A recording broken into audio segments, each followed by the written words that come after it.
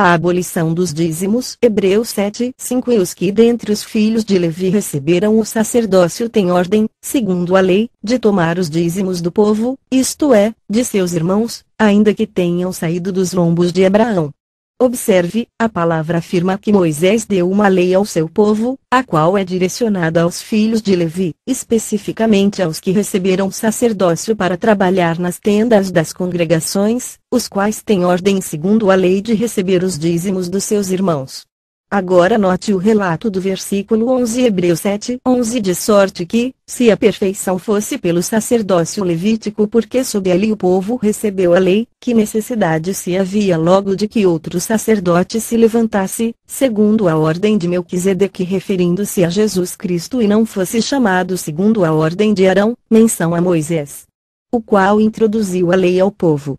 Hebreus 7:12. Porque mudando-se o sacerdócio, necessariamente se faz também mudança na lei. Meditando no texto acima, especificamente nestes versículos, onde a palavra do Senhor assegura que os sacerdotes levíticos recebiam os dízimos segundo a lei. Hebreus 7:5, porque através deles sacerdotes levíticos o povo recebeu a lei. Hebreus 7:11. Mudando-se o sacerdócio, necessariamente se faz também mudança na lei. Hebreus 7:12. Porque se a perfeição fosse pelo sacerdócio levítico pelo qual o povo recebeu a lei, qual a necessidade do Senhor enviar outro sacerdote? A palavra não deixa sombra de dúvida que não só o dízimo, mas toda a lei de Moisés foi por Cristo abolida. Mudou o sacerdócio, necessariamente, mudou também a lei. Se hoje, usarmos essa lei que fora direcionada especificamente aos filhos de Levi, aos que receberam o sacerdócio do Senhor Deus e aplicada ao povo, ela torna-se legítima, porque os pastores de hoje não são sacerdotes levitas, e Jesus afirmou que a lei e os profetas duraram até João. Lucas 16:16, e mudando-se o sacerdócio, necessariamente se faz mudança na lei. Hebreus 7:12. Portanto, apenas esses três versículos 5, 11, 12 do capítulo 7 da carta aos Hebreus, é o suficiente para entendermos a abolição de toda a lei, e não falarmos mais em obras mortas como o dízimo na era da graça do Senhor Jesus. Aqui tomam dízimos homens que morrem. A nossa maior preocupação em relação aos pregadores que tomam o dízimo dos fiéis, vem incidir sobre o versículo 8.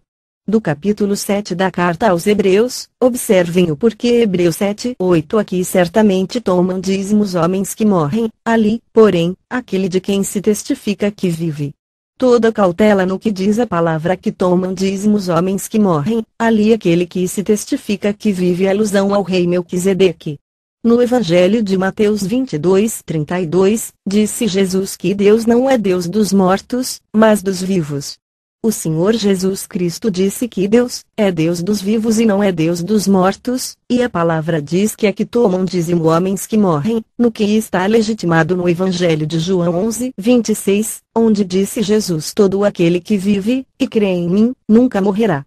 Essa afirmativa do Senhor é mais uma evidência que nos faz entender que, os que tomam o dízimo não creem em Jesus, porque a palavra está dizendo que morrem os que assim procedem, tomando o dízimo do povo, voltam a viver as ordenanças da lei de Moisés que fora por Cristo abolida. Diante da palavra de Deus, até onde recebemos entendimento, dar e receber dízimo é obra morta, ou seja, obra da justiça da lei do Velho Testamento. Crer e viver por essa prática é estar sem a graça de Deus, pois assim explica a Bíblia. Estar sem a graça de Deus é estar morto. Certamente que, sem Cristo e cumprindo e se justificando pela lei, qualquer homem ainda não tem a vida eterna, tanto o que dá e também o que recebe o dízimo. Pois a palavra afirma que nenhuma alma será justificada diante dele pelas obras da lei. Romanos 3:20, 28. Gálatas 2:16.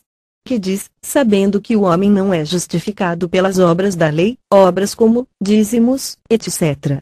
Mas pela fé em Jesus Cristo, temos também crido em Jesus Cristo, para sermos justificados pela fé em Cristo, e não pelas obras da lei, porquanto pelas obras da lei nenhuma carne será justificada.